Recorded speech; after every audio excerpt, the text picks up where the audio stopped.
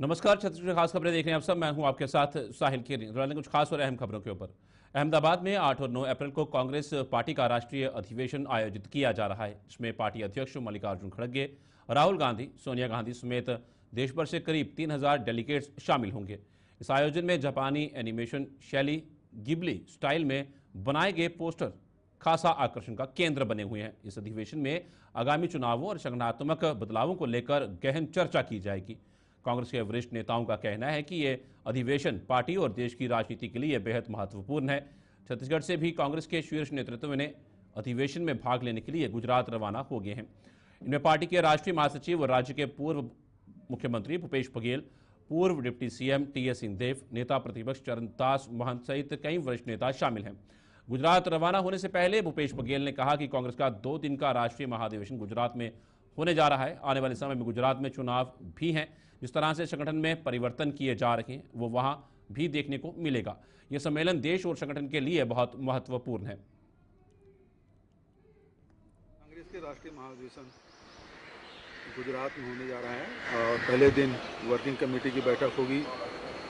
साबरमती आश्रम में संध्या प्रार्थना भी होगी और दूसरे दिन एआईसीसी डेलीगेट के मतलब विस्तारित सम्मेलन होगा।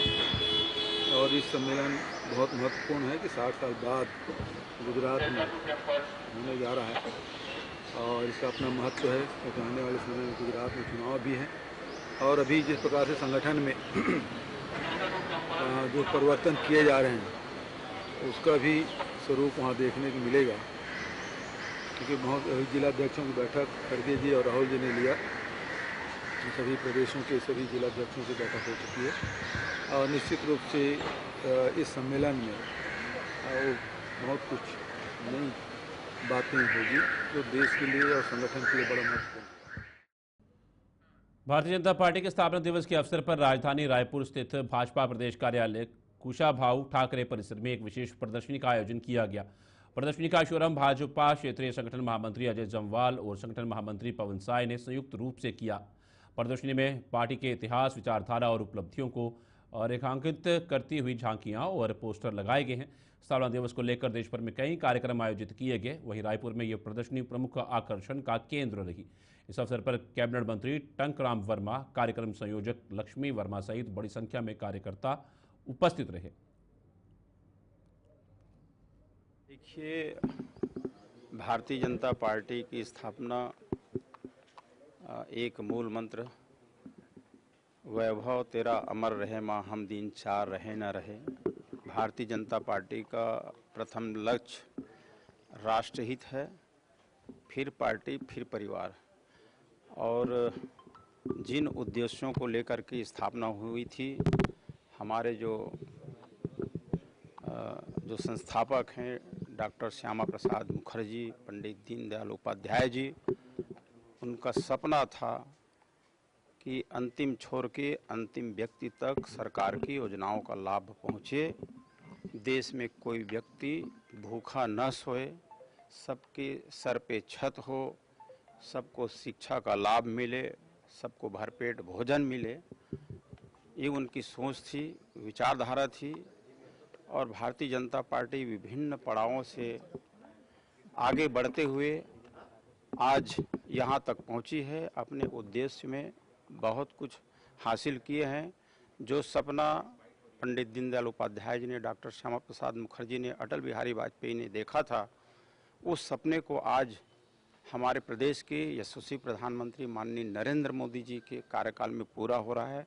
और उसको लाइन को हमारे छत्तीसगढ़ के मुखिया, हमारे प्रदेश के यशस्वी मुख्यमंत्री माननीय विष्णुदेव साय जी पूरा कर रहे हैं। बहुत से परिवर्तन आया है देश में। लोग कहते थे कि बहुत असंभव है, काम हो नहीं सकता। ऐसे असंभव काम को भी संभव करके दिखाया है। चाहे हम जम्मू कश्मीर में धारा 370 की बात करें या रामलला मंदिर की बात करें या 3 तलाक की बात करें, बहुत बड़े बड़े चमत्कारिक फैसले लिए हैं जनता के हित में, देश के हित में, प्रदेश के हित में। भारतीय जनता पार्टी का स्थापना दिवस 6 अप्रैल को था कल, और उसको लेके 6 और 7 को हम लोग बहुत वृहद कार्यक्रम लेके चल रहे हैं। और उसी कार्यक्रम के तहत जो हमारे भारतीय जनता पार्टी के मूल स्थापना का जो कारण था, कहीं न कहीं राष्ट्रवाद को लेके जिस प्रकार से कांग्रेस में नेहरूवाद लगातार हावी रहा और इस देश में जो आम जनता है वो बहुत परेशान थी और उसको लेके भारतीय जनता पार्टी ने एक बीड़ा उठाया था कि हम चाहे कश्मीर मुद्दा ले लें, चाहे और भी देश के अंदर जिस तरह से अलगाववाद की नीति चल रही थी, उसको लेकर हमने राष्ट्र सर्वप्रथम के आधार पे अपनी पार्टी की आधारशिला रखी और आज आम जनता के लिए जिस प्रकार से भारतीय जनता पार्टी के कार्यकाल में ऐतिहासिक कार्य हुए हैं, उससे इस देश को प्रगति मिली है, इस देश का नाम ऊंचा बढ़ा है, इस देश के लोग जो हैं वो आज आर्थिक रूप में सक्षम। महासमुंद रामनवमी के पावन अवसर पर महासमुंद स्थित प्रसिद्ध हनुमान मंदिर में इस वर्ष भी पारंपरिक रूप से 1.25 करोड़ हनुमान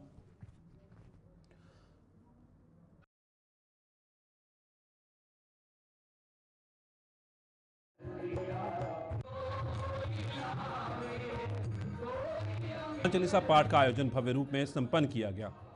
यह आयोजन लगातार पिछले 17 वर्षों से रामनवमी के दिन किया जा रहा है, जो अब एक धार्मिक परंपरा का रूप ले चुका है। सैकड़ों की संख्या में श्रद्धालु सुबह से ही मंदिर प्रांगण में एकत्रित होने लगे थे। पूरे क्षेत्र में भक्ति में माहौल बना रहा और हनुमान चालीसा के सामूहिक पाठ के वातावरण गूंज उठा। मंदिर समिति के अनुसार यह आयोजन प्रतिवर्ष संध्या 7 बजे से 8 तक 1.25 करोड़ मंत्रों के साथ किया जाता है। इस वर्ष लगभग 1.25 करोड़ हनुमान चालीसा पाठ किए गए हैं। आयोजन के दौरान भव्य सजावट, भजन कीर्तन और हनुमान जी की विशेष पूजा अर्चना की गई। साथ ही भक्तों के लिए प्रसाद वितरण भी व्यवस्था की गई। हनुमान मंदिर समिति के सदस्य भारत सिंह ठाकुर ने बताया कि यह आयोजन सिर्फ धार्मिक आस्था का प्रतीक नहीं बल्कि जनमानस में एकता और श्रद्धा का संदेश भी देता है।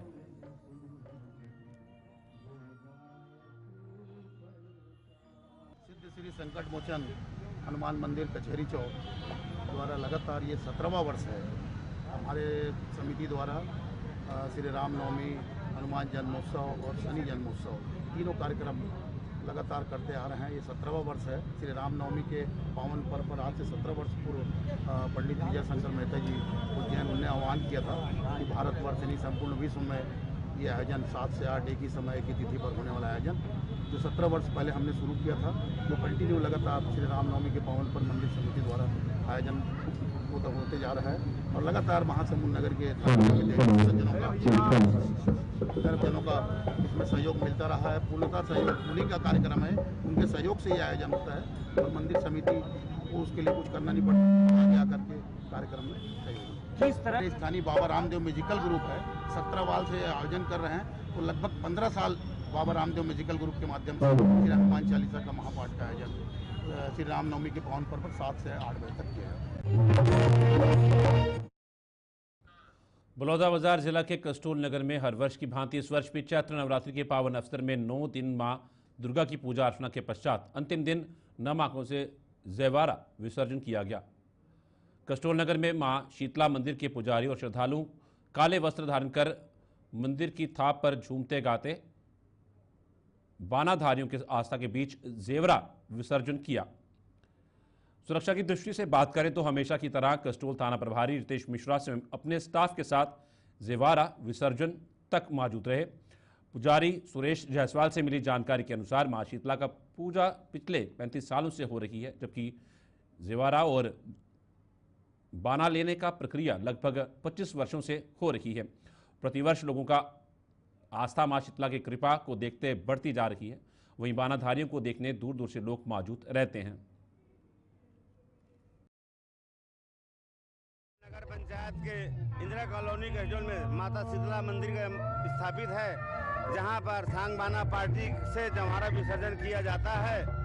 ये विगत 25 वर्षों से लगातार आज तक चलते आ रहा है अनवरत, जो आज भी आप सब देख रहे हैं कितनी भयानक भीड़ है और जैन सैलाब पूरा उमड़ा हुआ है।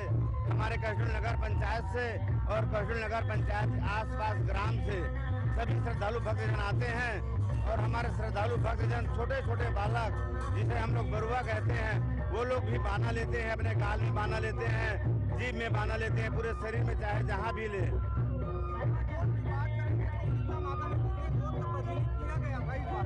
हाँ सर, इस साल हमारे शीतला माता जवारा उत्सव समिति मंदिर में 6500 जोत प्रज्वलित किया गया है, जो अनवरत 8 दिन नवरात्र तक प्रज्वलित हो रहा है। इस तरह से आज जमारा विसर्जन का कार्यक्रम बड़ी धूमधाम के साथ हमारे कसडोल नगर में मनाया जा रहा है। अब बाना की बात करें तो शीतला माता से जो विसर्जन होता है अलग ही बाना दिया जाता है, इसके क्या कुछ रूपरेखा रहती है, किस तरीके से बाना दिया जाता है और विसर्जन किया जाता है, बताएंगे विस्तार से। देखिए सर, बाना विसर्जन, बाना के साथ विसर्जन या बाना किसी को देना, ये हमारे बस की बात तो नहीं है, पर ये माँ भगवती जगत जिस रूप में आकर के हमारे साथ विराजमान रहती हैं, अब वो स्वयं बाना सब बच्चों को देती हैं, जिन्हें जिस तरह बच्चा लोग चाहते हैं उनको उस तरह से रखते हैं और किसी को किसी भी प्रकार से कोई हानि नहीं होती हुई। कितने सालों से आखिरकार यहाँ जवारा बोया जा रहा है, शीतला माता की पूजा की जा रही है? ये सर विगत लगभग 22-25 वर्षों से अनवरत चलते आ रहा है सर। जो आज जिस तरह देख रहे हैं आप, उसी तरह से आज तक चलते आ रहे हैं, बल्कि हर साल और जो हमारा सांग बाना पार्टी का जो सदस्य है वो लोग सब बढ़ते ही जा रहे हैं सर। देखिए, मैं आपको बता दूं कि विगत 30 वर्षों से यह जो हमारी माता का महिमा है, जो शीतला माता का महिमा है, वो लगातार चलते आ रहा है। प्रति वर्ष चैत्र नवरात्रि में हम मंदिर में जवारा का विराजमान कराते हैं, जब जवारा स्थापना करवाते हैं। और नगर पंचायत डबरा के वार्ड नंबर 1 के सीताराम छाया में एक ऐसा अनोखा बैंक है जहां रुपए, पैसे, सोना चांदी जमा नहीं होते, बल्कि इस बैंक में सीताराम और राम नाम लिखी कॉपियां जमा की जाती हैं। डबरा में अंतर्राष्ट्रीय श्री सीताराम नाम बैंक राम भक्त बालेश्वर शर्मा के द्वारा 13 जुलाई 2022 से संचालित कर रहे हैं। उन्होंने बताया कि विश्व भर में कुल 136 शाखाएं संचालित हैं, इसमें से एक शाखा डबरा में संचालित हो रही है। यहाँ श्रद्धालुओं को राम नाम लिखने के लिए पुस्तिका निःशुल्क दी जाती है। कोई भी यहाँ से पुस्तिका लेकर राम नाम लिखकर जमा कर सकता है। ज्ञात हो कि अंतर्राष्ट्रीय श्री सीताराम नाम बैंक की शाखा नगर पंचायत डबरा के वार्ड नंबर 1 में खुली है। इस बैंक में सोना चांदी रुपए पैसे जमा नहीं होते, यहाँ सीताराम राम नाम लिखी कापियाँ जमा होती हैं। इस बैंक से क्षेत्र के 100 से अधिक श्रद्धालु जुड़ चुके हैं। ऐसी मान्यता है कि सीताराम राम नाम लिखने से सारे कष्ट दूर हो जाते हैं। नगर पंचायत डबरा के वार्ड नंबर 1 निवासी बालेश्वर शर्मा पेशे से एक शिक्षक हैं और अयोध्या के मुख्य शाखा से जुड़े हुए हैं। जय सिया राम। यह मेरे द्वारा पूज्य गुरुदेव भगवान के सूक्ष्म निरीक्षण, सूक्ष्म निर्देशन में, उनके सूक्ष्म संरक्षण में श्री सीताराम नाम बैंक संचालित है। यहाँ आसपास से भक्तगण जो है श्री राम नाम लेखन अर्चन पुस्तिका मेरे से मुफ्त में ले जाते हैं और लेखन करके मेरे पास जमा करते हैं। उनके कथनानुसार और श्री राम नाम लेखन से उनको आध्यात्मिक लाभ के रूप में अपार सुख का अनुभव होता है, आनंद की वो अनुभूति करते हैं। ऐसा उनका जो है मैं उनसे सुनता हूँ और वो विशेष करके विशेष शांति का अनुभव करते हैं। अभी तक 136 शाखाएं जो है सीताराम नाम बैंक की संचालित हैं, जिनमें से एक शाखा यहाँ शक्ति जिले के डबरा ग्राम में भी मेरे द्वारा चल रहा है। यह भक्तगण जो है ला करके पुस्तिका मेरे पास जमा करते हैं और तदुपरांत मैं जो है उसको एक निश्चित समयावधि के बाद में अयोध्या जिले करके जमा कर देता हूँ। छत्तीसगढ़ी खास खबरें फिलहाल इतना ही। दीजिए इजाजत, नमस्कार।